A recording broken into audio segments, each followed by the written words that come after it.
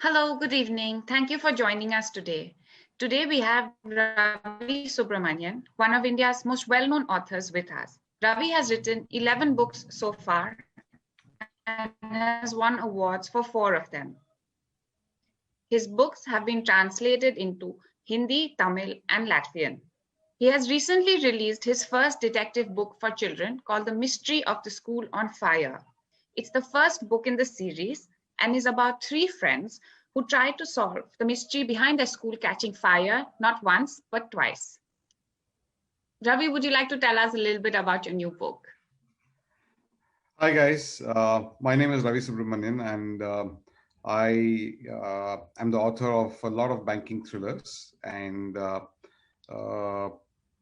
now entering the world of children's books, world of detective novels for children.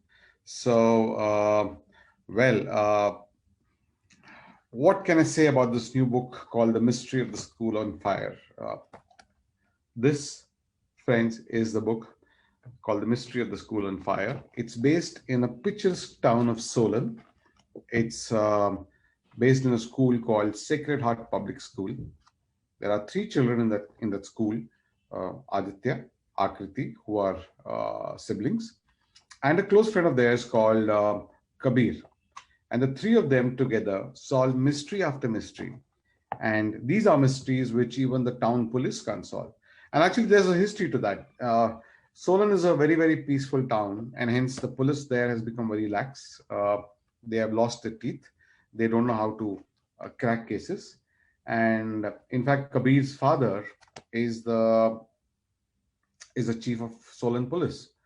And Kabir, Aditya, and Akriti are 3 kids, students of class 5, who actually go ahead and solve those mysteries. Now, there is a story behind the name of the school, the name of the characters. There is a story behind why this school. And let me explain that to you. I was born and brought up in this small little town called Ludhiana. It's no longer small, it's no longer a town, it's a big city. And in the state of Punjab. I was a South Indian who was actually born and brought up in Punjab. And there was the school, which was the only convent school in Ludhiana in those days. And the school was called Sacred Heart Convent School. So my school in Ludhiana called Sacred Heart Convent School. So I took a lot of inspiration from that. And the school in this book is called Sacred Heart Public School. That's not it. The principal of Sacred Heart Convent School, a principal whom all of us loved, a principal who took care of us, who made sure that all of us did well in life, was a sister called Sister Maria Lina. And the principal of Sacred Heart Public School in this is also a sister called Sister Maria Lina. So this is in a way my way of saying thank you to my school and to all the schools around which spend a lot of time and effort in building our children into budding young intellectuals, budding young entrepreneurs, and helping them succeed in life. Coming to this book,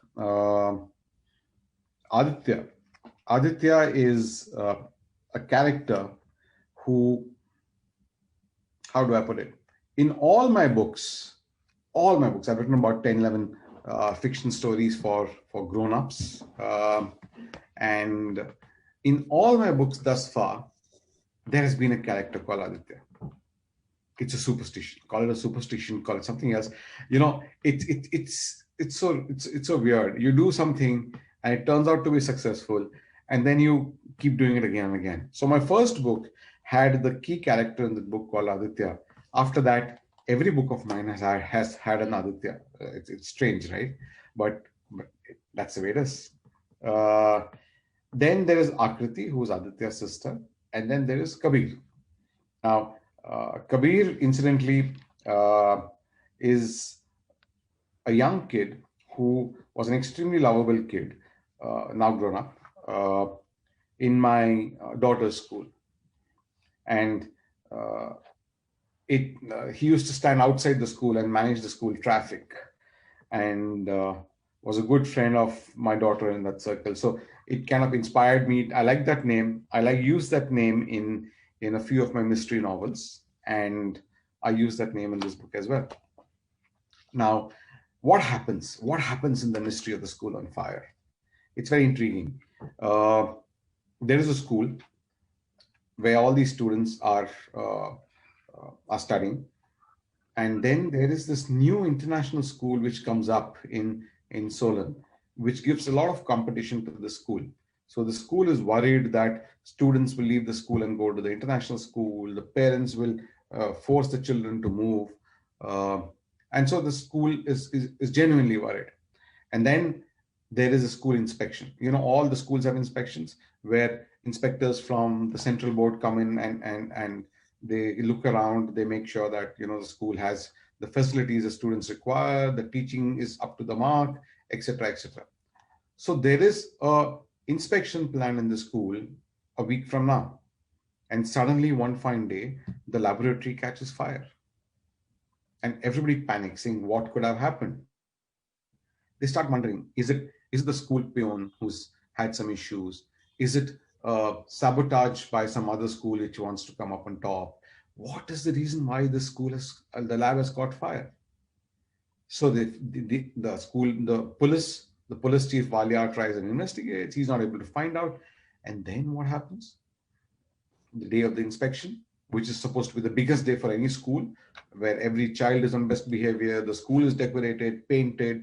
It's like everything is absolutely squeaky clean. And then the inspector comes in and the lab again catches fire. So the inspector is furious, obviously, because if a school catches fire, it's a safety issue for children, right? How do you take care of your child and send your child to a school where the laboratory repeatedly catches fire? So that kind of created some issues. And then the three kids step up to the challenge. And when they step up to the challenge is when the problem gets resolved. That's when they figure out what went wrong. And then they go ahead and everybody starts calling them the SMS Detective Agency. SMS stands for Solon Mystery Solvers.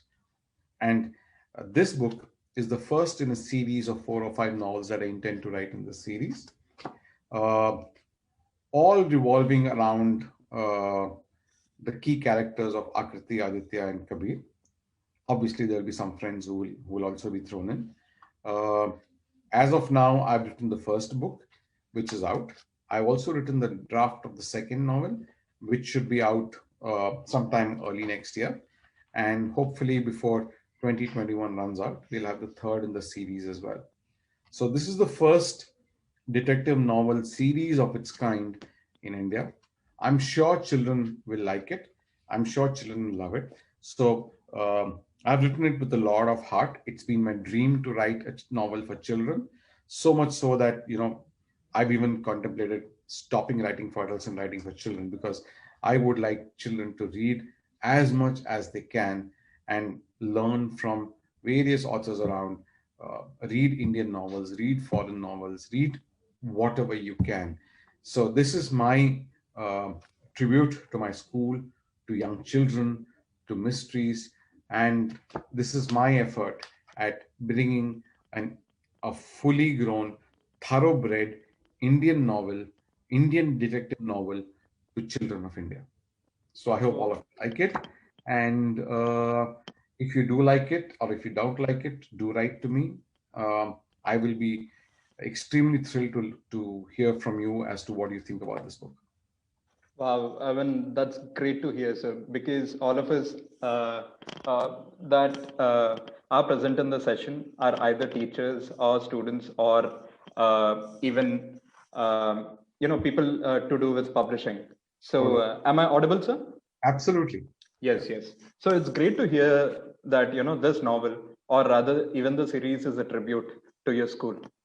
I'm sure your sister would be, the principal sister would be really proud of you. Yes. She's moved on from that school. I don't know where she is now, but okay. But yeah, it's I remember having got in touch with her about 3-4 years back, and I'd sent her all my books, and she had called me back. And kind of, it does feel good to get those calls from your own school, right? Yeah, rather heartening. Yes. And so the first question here, we also have a lot of participants on Facebook. So I'll be taking questions from both Facebook and Zoom. So I shall kind of moderate this session, sir. So the first question is, did you and your friends in school ever dream of solving mysteries? Oh, we always dreamt of solving mysteries. Like at that point in time, life was one big mystery, and we always had fun. We would do treasure hunts. We would actually go and hide something. The first mystery game in life is the hide and seek game. Wow, yes. It's like you hide and somebody finds you. That's a mystery, right? To a certain extent, and you start your life with a mystery, and then go on, and we've had tons of mysteries in school, and then we would read those Secret Seven, Famous Five, all those novels, and then try and behave like them, leaving chits for each other on trees which are not that high in those days, but smaller trees, smaller bushes, and wait for somebody to find out. We even had something called a kind of hideout where we would all go and hide and discuss things. So mysteries, we've grown up on mysteries, right? Yeah, wonderful. And also, yeah, this is something that every child does. Be it you're in a city or be it you're in a village, you start investigating, be it from under your table to perhaps in your garden, isn't it? Correct, absolutely. I think, as I said, we have all grown up on mysteries, and we love mysteries, right? It appeals to our instincts. And somewhere also what happens is humans by nature are people who kind of like the uncertain, the unknown, and we like to go after that. And I actually it's wrong to say only Indians. I think humans are like that, and that's the reason why you look at children's books, look at international children's books. Almost all the international children's books written are mysteries. Why? What makes Enid Blyton so popular? What makes Famous Five, Secret Seven, Hardy Boys, Nancy Drew all so popular? It's the mystery behind them, right? And it's a challenge. You read a story, you come across an obstacle, you climb that obstacle, you surmount it, and then go and beat the author of the book at figuring out who is the culprit. I think that gives us a lot of pleasure, right? Assuming you reach the end of the book and say, oh damn it, I knew this guy would have been the culprit. So the joy we get when we feel that, or when we realize that we've beaten the creator of the mystery, is enormous. Exactly. So the next question is, the story takes place in Solan, in Himachal Pradesh. But you'd spent all your life as a student in Ludhiana, as you'd said, isn't it? So the question here is, did you study in Solan? And I want to listen about your journey. So you would actually told about your journey, but what made you perhaps put this story in Solan and not Ludhiana? Okay, I studied. I was one of the lucky guys whose parents didn't travel around much through transfers. My father was a professor in an engineering college in Ludhiana, and my mother was a teacher in another school in Ludhiana. So I joined that school in my formative years, right from the beginning till the 10th. I did in the same school. So one of the very few South Indians in the school. Me and my brother were the only two guys, or maybe a few more, who were South Indians in that school. And I was always under the pressure of being the younger brother of a more illustrious elder brother. He was an intelligent guy. Well, I also got good marks, but he was a very well-behaved, nice. Teachers used to love him. And the same teachers used to go and tell him, look at your brother. And it was, so I always grew up under that pressure. And, but yeah, in the final analysis, I can turn around and say that in school, I had a lot more fun than him. And then I moved on to do my engineering and then my management, and then got into the rat race of corporate life. But school was a lot fun, and I may not be the ideal role model for many kids, uh, because in our school we had this concept of blacklisting students, right? You do a mischief, you're given a your name goes into the blacklist. 3 entries in the blacklist, you get a pink card. 3 entries into the pink in the pink card register, you get a green card. Three green cards, you're out of school. And I got 3 pink cards and 1 green card.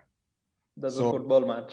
So, so in that sense, I'm not the particular role model, but yeah, I got good marks. I was close to the top in school always. We used to win quizzes, but yeah, we used to also have a lot of fun, do all mischief, and but then the life in those days was very different. We were never under pressure to deliver, pressure to achieve a lot of things, do 20 different things in life to prove oneself. Our life was very simple. We'd go to school in the morning, cycle to school, come back from school, uh, and play cricket, read at night, study at night. We didn't have so much of TV, no social media, no mobile phones. So life was fairly simple. Kids these days have it a lot more difficult.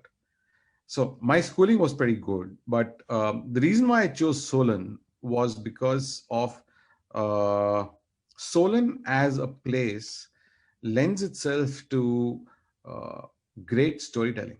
And I'll tell you why. If I base the story in Ludhiana, then or in the Solon is a hill station, right? So in the hill station, you can write a story set in the plains, you can write a story set in the hills, you can write a story set in the streams, you can write stories set on the trees.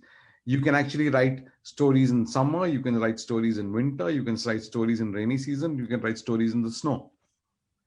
So essentially from a storytelling perspective, a hill station like Solon lends itself to a lot of creativity, which a plain normally does not. And that is the reason why I said this story in Solon. Why Solon? Well, yes, it could have been Shimla, it could have been Manali, it could have been any fictitious hill station. But I intentionally set the story in Solon because it romanticizes the mystery a lot more than any other city. And I wanted to set it in a small town. So it just helped setting it in a small hill station. And also the colonial era buildings that you've got. Correct. There's a little bit of the thing there. Correct. And that's the romance of the place, right? Yeah, it's got a lot of romantic and historical feel to it. Correct. So the next question, sir, is what's favorite memory as a schoolboy? You said you were pretty naughty while your brother was more of that disciplined boy. So what's your memory of being in a school? I used to love every single day at school. And I think children also love every single day at school these days because it gives them a lot of opportunity and time to be with friends. My best moment in school, if I might call it, was actually it's very interesting. A little bit of sibling rivalry at play here. Was a day when me and my brother both took part in a quiz contest in school from opposing teams. So he belonged to the red house and I belonged to what was called the green house. We had 4 houses: red, green, blue, and gold. And there were out of a total of about 8 teams participating, there were only 2 winners and no prizes for guessing who those 2 winners were. The 2 winners in the entire contest were me and my brother. And he was in a class above me, in the sense that at that point, he was in the 9th and I was in the 8th, I guess. So that was a high point for me at that point in time. That's a moment which one can never forget because the teacher went ahead and announced this right in front of the entire school in the auditorium that the 2 winners are the 2 brothers. And to me, that was a big moment. Mischievous moments, there were many. And The worst moment was when I mischievously threw ink on my mathematics teacher Oh, while he was walking down the aisle after having given an extremely tough mathematics test, a moment which I regret even till date. But I got away that day. But next day in the morning, he came back to the same class and said this class was the class where I taught last yesterday, and somebody threw ink on me. And who is it? And some girl stood up and said, "Yes, sir, I know who it is. It is Ravi Subramanian." That's it. So I was branded that day, and to me, that was one of the worst moments. But then, as in life, even when you're a child, you realize things in hindsight, and not particularly when you're doing it.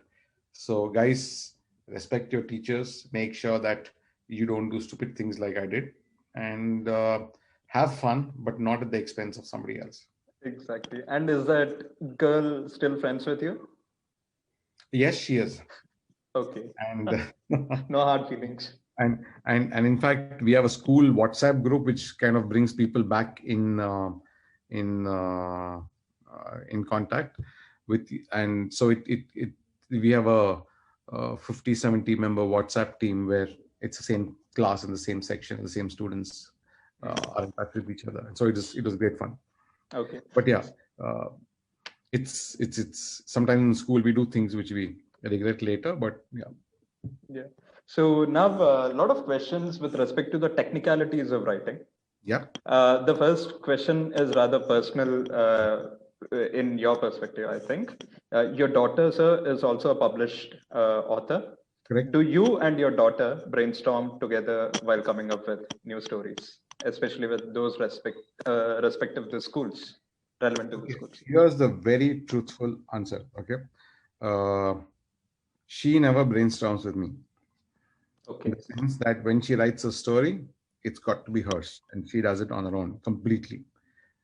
When I get stuck, I do ask around, I do brainstorm, and I do ask questions.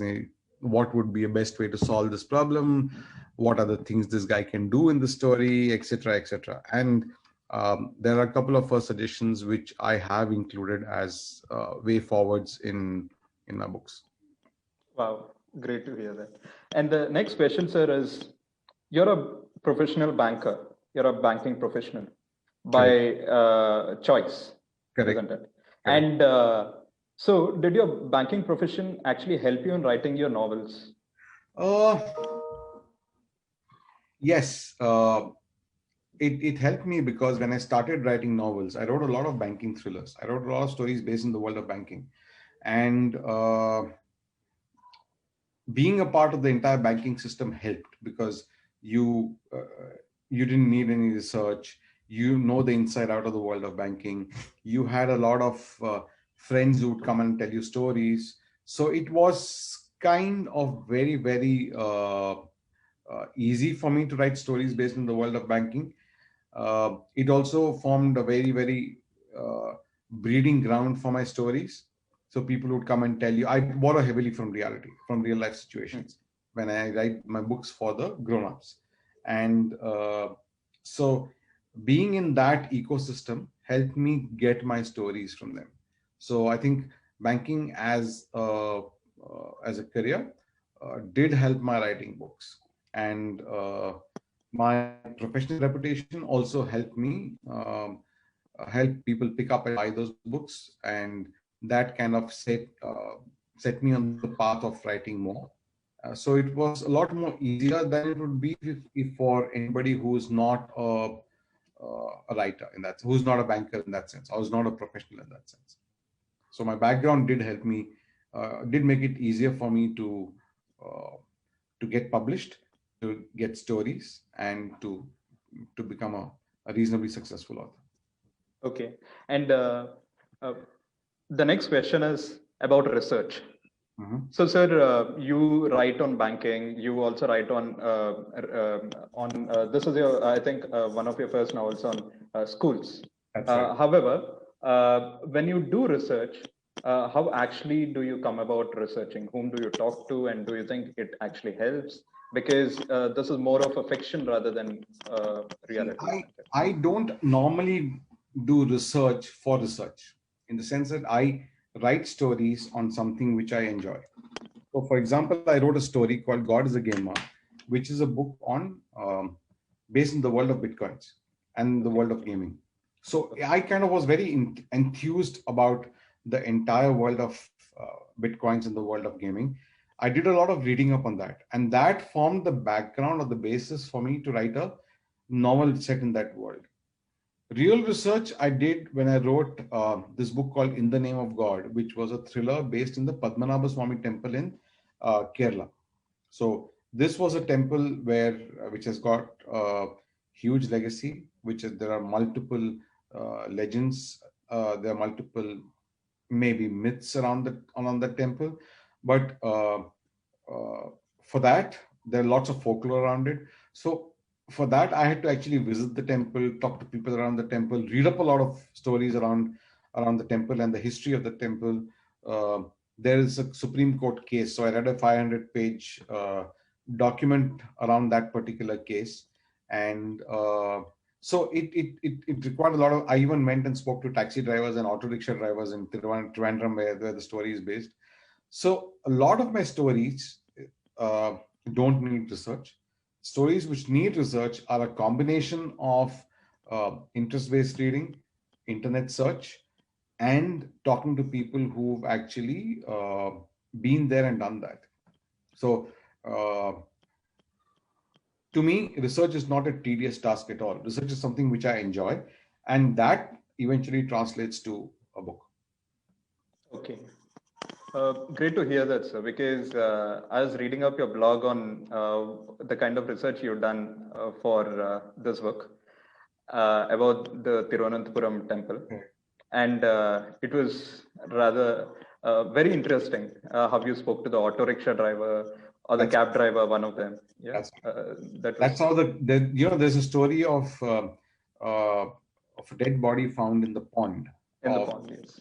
Temple, and you try and do a Google search, you would find at best one or two references to it. Mm-hmm. But you go there, you actually find out a lot more about it. People tell you stories about it. Mm-hmm. So it's very intriguing.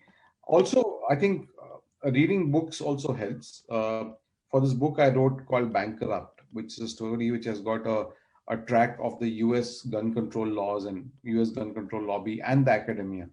So I read about 4 or 5 books on the gun control lobby, both in favor of guns and anti-guns, because when you write a book, you need to form your own opinion and then write a book, rather than be led by somebody else's opinion. So I did that and wrote the book. So yeah, it's while people call it research, for me it's a lot of fun. It's passion. Yeah, and also to all the participants, let's brace for a quiz after this question. So with your permission, so we have a quiz waiting for all of them. So before that, let's take one question and then go for the quiz. Yeah. So sir, as a parent, we've got a few questions around this. So as a parent, how do you help inculcate reading habits with your children? I think the key difference, the key issue here is, while a lot of people may not agree with me, I think reading as a habit is best inculcated in children growing up. Because if they grow up without reading, they will struggle to read books later on in their lives. So I would presume that children learn through role models. So if you want children to learn, sit and start reading yourself.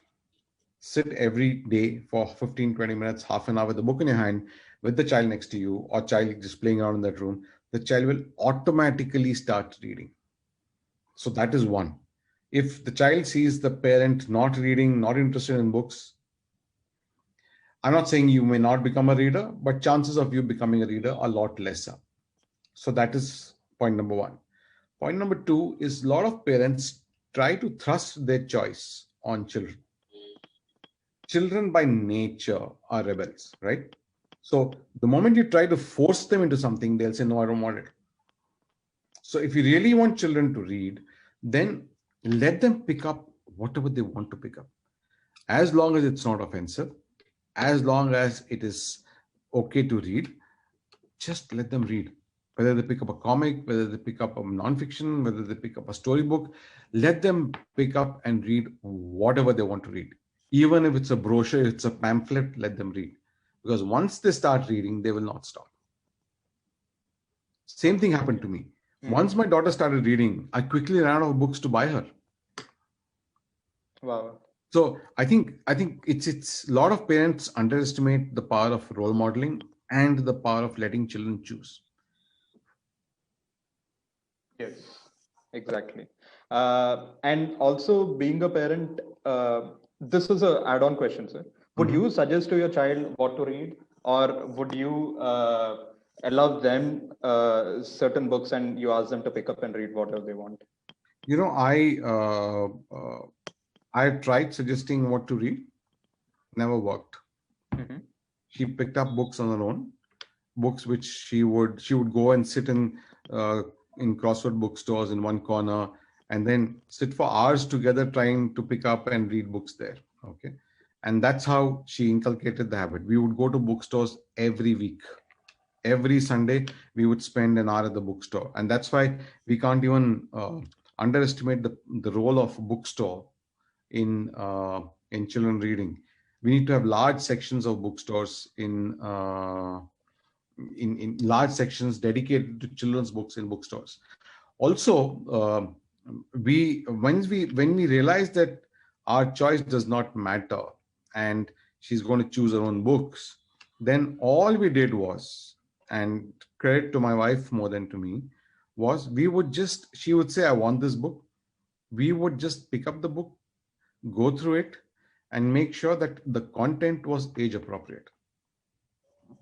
Okay. And after that, we would just give it to her. There are times when I have actually bought the same book twice, because once my wife would buy it on a Kindle to make sure that she would flip through it, do some searches, just make sure that's age appropriate. And two, go and buy a physical book to give it to her to read. So there are times when we have spent double, but yeah, that's unnecessary. But yeah, we've tried to tell her what books to read, but no, never worked. Never worked. Wow. So I'm just sharing my screen, and we have this online quiz. So please let me know if my screen can be seen.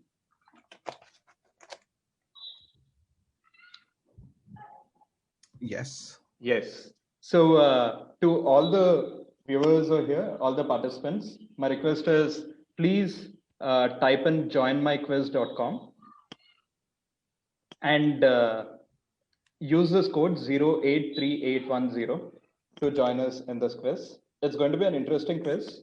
The name of the quiz, as you see here, is Are You a Budding Detective? So let's see if we have budding detectives over here. And for the benefit of audience on Facebook, we do acknowledge that there is a bit of a time lag. So we're just giving you a little bit of a leeway on that.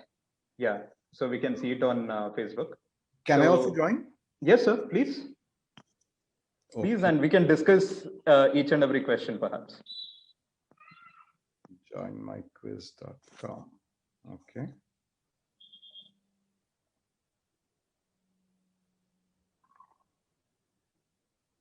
And that's the password.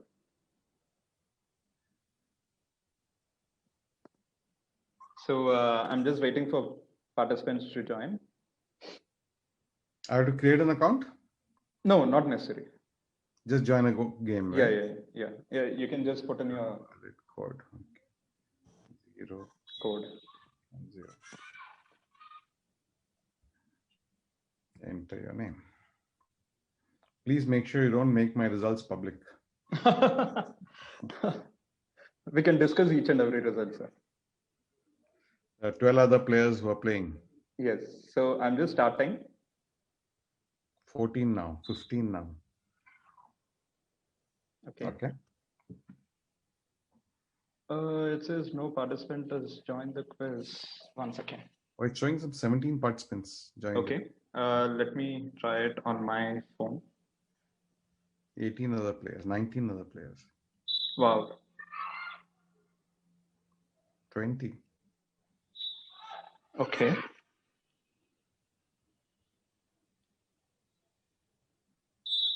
Nisha, you're not allowed to join. Yeah. Nisha, I think. Yeah. knows So the I'm answer. just joining. Yeah, she knows it. 810.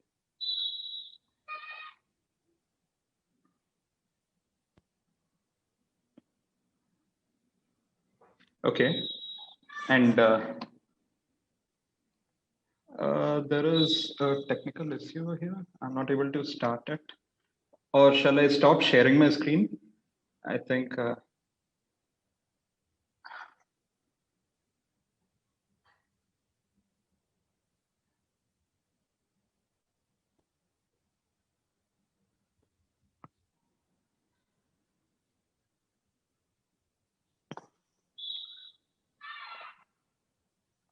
Hmm.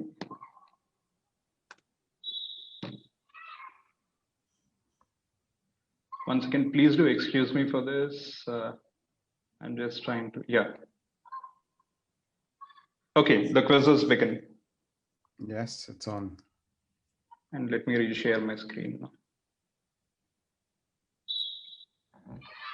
Okay, the first question.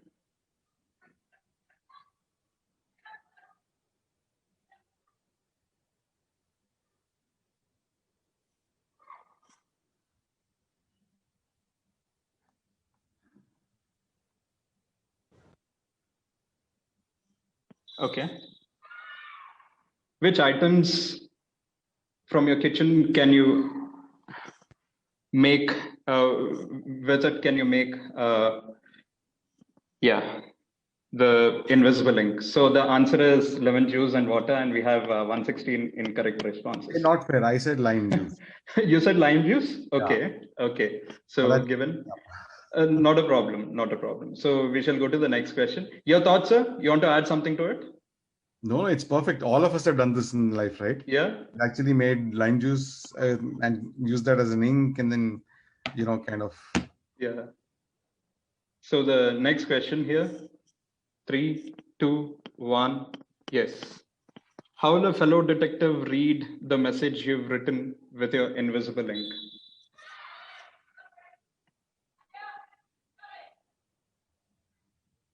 So 9 seconds to go. Okay. Got a lot of answers. Let's see what those answers are.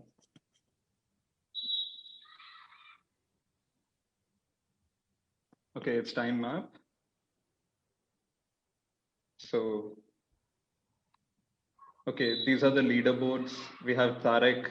Okay, this is the order of answering. However, the answer is by using the heat of a candle or a stove. Correct. Yes. Yeah, or a press. You take a press and then press that paper, iron the paper with a press, and then. Wonderful. So using a press also. Correct. Or application of heat. Application of heat, essentially. Application of heat. Okay. Yeah. So I'm just going to the third question. I'm sorry. No. Yeah. No, you can proceed. This is the second, right? I haven't answered. Yeah.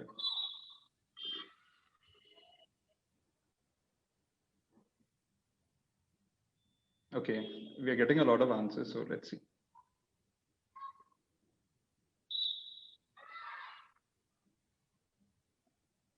Okay, I'm just ending it. All done.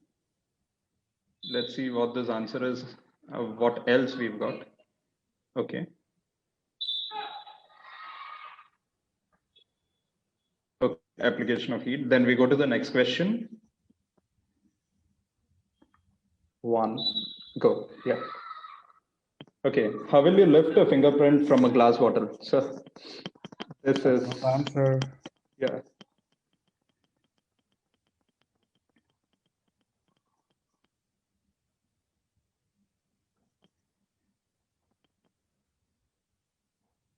Got a lot of participation. Time's up. Okay, let's see what the answer is. Let's see if okay. Okay, using a sellotape. Correct. Yes.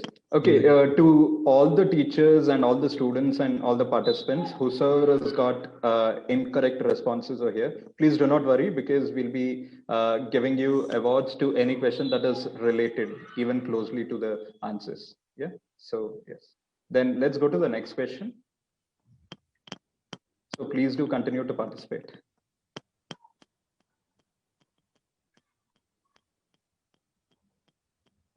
This should be easy. This is a factual question, so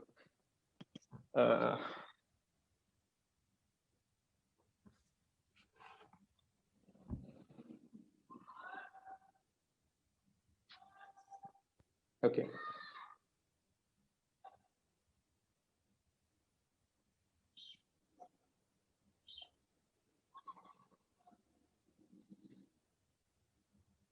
Okay, we've got about 25 answers. So I'm just disabling the timer and ending the question. John Hamish Walton. What's Yes. Let's look for the answers that we've got. Leaderboards. What is it? Okay, we've got quite a few. Wow, a lot of correct answers. John Hamish Watson from 9 of you. Congratulations to all the 9 participants. Then let's go to the next question now. 3, 2, 1, 0.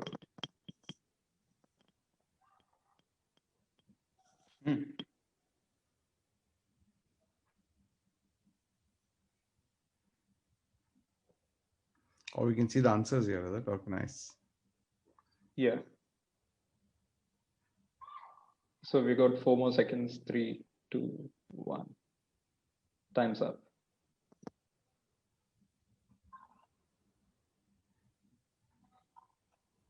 Okay. So this is your thoughts, sir? This is an open-ended question. Yeah, GPS, I'm sure you can. Cell phone triangulation is one, which is okay. Relies on this. Anything else? If you're a James Bond. By tagging that person.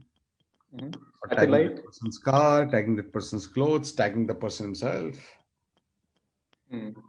And by chasing someone, let somebody track that person, go behind, snoop behind that person. Yes. Lots of ways you can do that. Yeah. So let's go to the next question. I think we should discuss more on these open-ended questions, right? Okay. So yeah, which author wrote about the stories of Hercule Poirot? How do you pronounce this? Poirot. Poirot. Yeah, Poirot.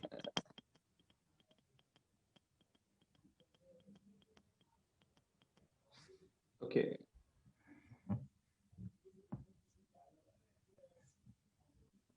Hercule Poirot. There's a French pronunciation to it, right? Yeah, yeah. Okay. So I'm stopping it at 23 seconds. Yes. You know, there's an interesting story about Hercule Poirot. The first book in which Hercule Poirot ever appeared, was The Mysterious Affair at Styles by Agatha Christie, and it was written in. It was published in October 1920. So last month was the 100th anniversary of the first Agatha Christie Hercule Poirot. Wow. And so this is one question, maybe, I'd like to ask you right away. There is this very famous movie which is again remade last year called The Murder in the Orient Express. Correct. Yeah, by Agatha Christie. And Hercule Poirot was the detective. So my question to an author is, How well are movies a representation of your thoughts? Not at all. Mm-hmm. In the sense that if you look at movies and look at if you read books and look at movies, in my opinion, no movie ever does justice to the book. Mm-hmm. And I'm saying this possibly because I'm an author myself, but I think what typically goes wrong in movies is you're looking at somebody else's creativity and somebody else's expression, right? Whereas when you're reading a book, your own thought, it's your own creativity which comes to the fore. It's your own imagination which kind of drives your thoughts, which is not there in books, in movies. And that is the reason why I always prefer reading a book to watching a movie. And I can't think of too many movies that have done justice to the book at all. So and that's the reason why I kind of, my only word of advice to authors is, if you want to sell the movie rights for your of your book, film rights for your book, just sell it and move on in life. Just take the money and go. Don't get involved in making the movie simply because a movie has limitations. A book doesn't. A book can be 300, 400, 500 pages. A movie has to be 90 minutes, or maybe shorter. So the producers and the film crew drop a lot of parts of the story which you think are very important. Yes. So as an author, it hurts you. Condensing the 300-page book into 50, 60 pages for a script is difficult. Not impossible, but difficult. And invariably, you can't include everything that you have so tirelessly, so passionately written. There are a lot of unique nuances that might get missed out. Correct. And the commercials of a movie are very different than commerce of a book, right? Book you do for yourself, book you write for yourself. A movie is made to recover money. A movie is made to, has a very large commercial goal attached to it. A writing does not. Exactly. So let's go to the next question. Okay. 3, 2, 1.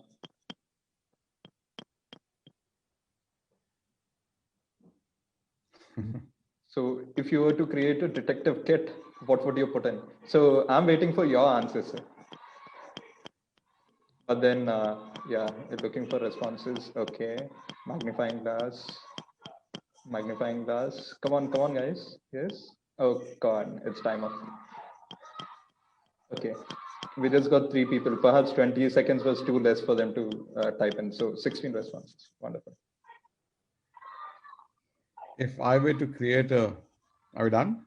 Yes. So if I were to create a detective kit, I would possibly put things which would need things like your magnifying glass, of course. But more than what you put in this in the kit, what's more important is your power of observation, which you can't put in any kit. I think to be a good detective, it's strange, right? That when you look at the cover of this book, it's written here saying that the SMS Detective Agency Book 1, and there's a magnifying glass there. So somewhere the magnifying glass has come to be associated with investigative agencies, right? Yes. Or historically. But I think what people are missing is that the magnifying glass is a metaphor. It's a metaphor for looking into the detail, for going close in and look at what's going on in that particular place. It does not mean that you physically need to walk around with a magnifying glass. But it's kind of come to be associated with investigative agencies and investigative work, though you don't need a magnifying glass to be a good detective. Especially these days. Be a very keen observer, and you need to have eye for detail and creativity. I was once in conversation with the Mumbai Commissioner of Police, Rakesh Maria, at one Lit Fest. And he turned around and said that, whatever you do these days, the convicts will find a way around it, right? The crooks will find a way around it. So if you have to catch a crook, you have to be creative. You have to think creatively about what can be rather than what they have done. So you have to imagine scenarios, imagine things, and then go and catch them before they even do that. I think that's the important thing about being a detective. Good detective. Okay, let's go to the next question. 3, 2, 1. Okay. Could you create a code? Can you create a code that only you and friends can understand? If yes, what would that be? We would love to hear your thoughts on that, sir. Again.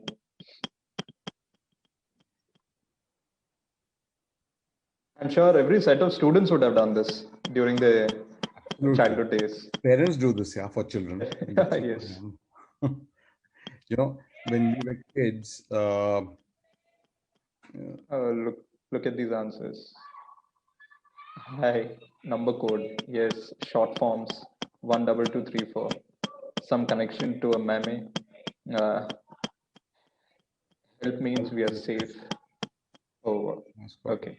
I still remember when we were kids, my parents, if they had to converse in front of us in a language that we wouldn't understand, they would add the letter K in front of every word. In the sense, Ravi would become Kara Kavi. Okay. So now, over a period of time, we could figure that out. But if you are used to speaking fast and can manage that, it's almost impossible to figure out what they're talking. And it was frustrating, but very effective. Yes. And you also have those weird languages, in old movies, they had some made-up languages where just a few set of people could understand. Yeah. Correct. Yes. So let's go to the next question. 1. Okay. Can you name the process of drawing general conclusions based on clues or pieces of evidence?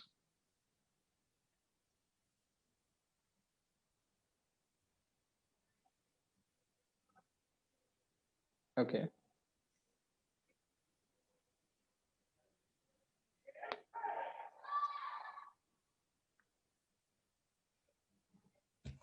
So I'll be disabling the timer in a minute, in a few seconds. I'm sorry.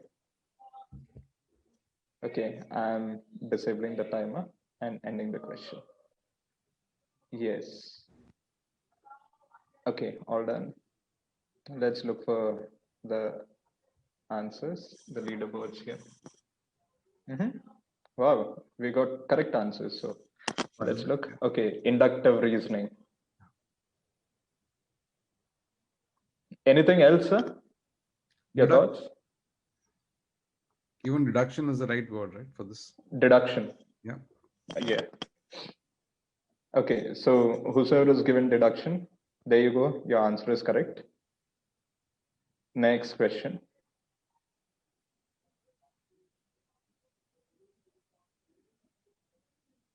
Okay, can you name the detective novelist who created Perry Mason?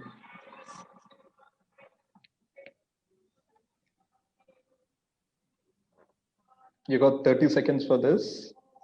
So I will end the timer at 30.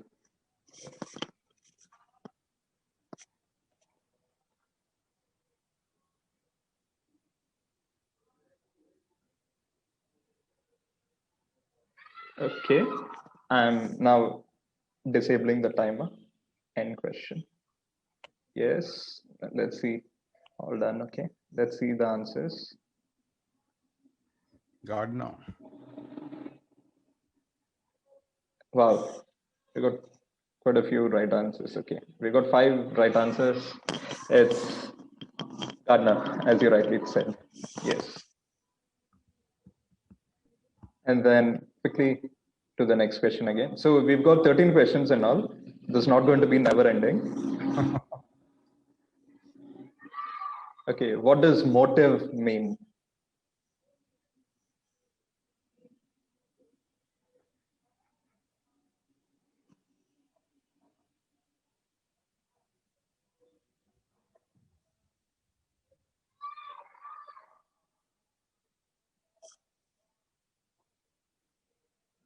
So again, I'll be closing this at 30.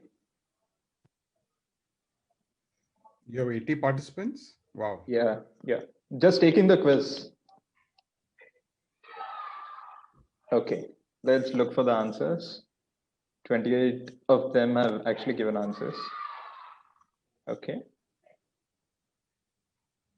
So participation from across the nook and cranny of the country. Yeah. So we've got 5 of them give the correct answer. A reason for doing something. Correct.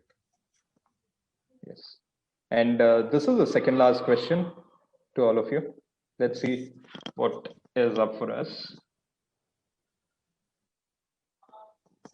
Okay. If you're trying to solve a mystery, what's the first thing you would look for?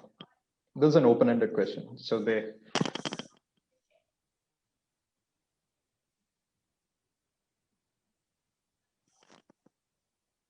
I'm just scrolling down to see more answers.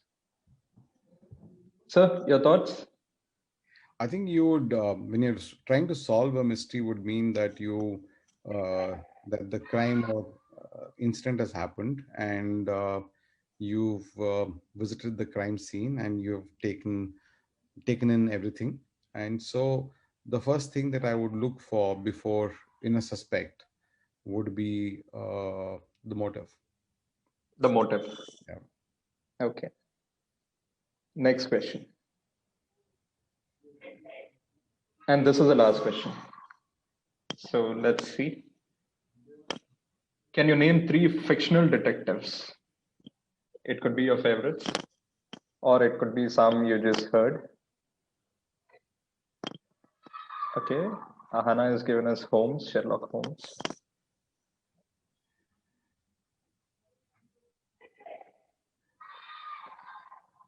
Okay, time's up. So your thoughts, sir? Who are your favorite fictional detectives? Aditya, Akriti, and Kabir. They're your characters, the team SMS. They are the 3 detectives in the mystery of the school on fire. Yes. So to all of you, I hope all of you did enjoy the quiz, and thank you so much. And I'm just unsharing my screen. This And was a fun quiz. yeah, this is a fun quiz. So we just hope all of you enjoyed the quiz.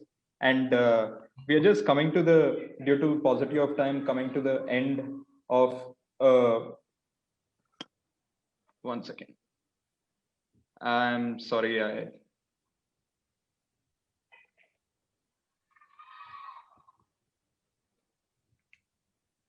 yes. So the last question to all the teachers and the students, and this is the question that most of them have actually sent us while they were registering for this event, is would an author always put in a moral or a value behind the story that he writes or she writes? It's a difficult one, but I'll answer it in complete honesty. I think the purpose of reading for learning, for morals, is very different than reading for having fun. Now, if the moment somebody starts with the purpose of putting in some moral or a messaging in a novel, you end up messing up with the fun element. So unless you can figure out a way of intertwining the moral in the story itself without really making it appear as one, without really making it sound preachy, I think it's okay.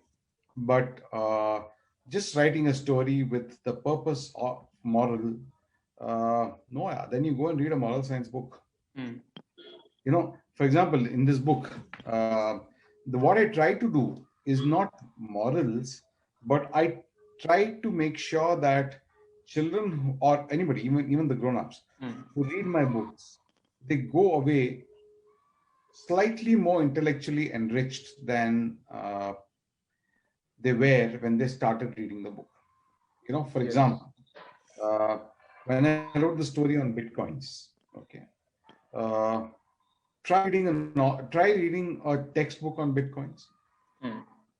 You would dump it in 10 minutes. Exactly. But when you tell it through a story, the learning becomes that much more intense and you tend to remember it.